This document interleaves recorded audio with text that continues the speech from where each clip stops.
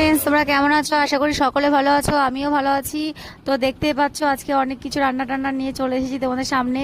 তো আজকে কোনো একটা অনুষ্ঠান আছে, বুঝতেই পারছো। তাই এটা হচ্ছে কলমি শাক ভাজা, তারপরে আছে পটল ভাজা, আর পটল ভাজার নিচে রাখা আছে কাঁচা কলা ভাজা। তো সেটাই তোমাদের দেখানোর চেষ্টা করছি। আর তারপরে আছে বেগুন ভাজা আর আলু ভাজা, আর তারপরে আছে ডাল। তো ডালটা বাবা, ডালটা মানে পুরো ভাপে জল বেরিয়ে গেছে, ঠিক আছে। তো তারপরে রাখা আছে বাটিতে করে পায়েস তুলে রাখা আছে, এটা আমার জন্য। আর যেটা গামলায় রাখা আছে যে পায়েসটা, এটা সবার জন্য, ঠিক আছে। তো দেখতে পাচ্ছ ভাত বসানো হয়ে গেছে, ভাত ফুটছে। আর হবে এই যে কলা দেখতে পাচ্ছ, কলা কলা দিয়ে কলার বড়া হবে, যেটা আমাদের দিতে হয়।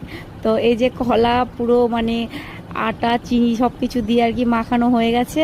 তো এবার দেখতে পাচ্ছ এটা আমার শাড়ি, আমার জন্য আমাকে দিয়েছে। তো তারপরে আছে সায়া ব্লাউজ। তো যেহেতু নতুন কাপড় সায়া ব্লাউজ নিয়েছি, তারপরে এত কিছু আইটেম রান্না হচ্ছে, তো তোমরা বুঝতেই পারছো যে আজকে কোনো একটা অনুষ্ঠান আছে। হ্যাঁ, আজকে কোনো একটা অনুষ্ঠান আছে, তো সেটা হচ্ছে আমার স্বাদের অনুষ্ঠান। তো আমার 7 মাস হয়ে গেল, যার জন্য আজকে আমার স্বাদের অনুষ্ঠান।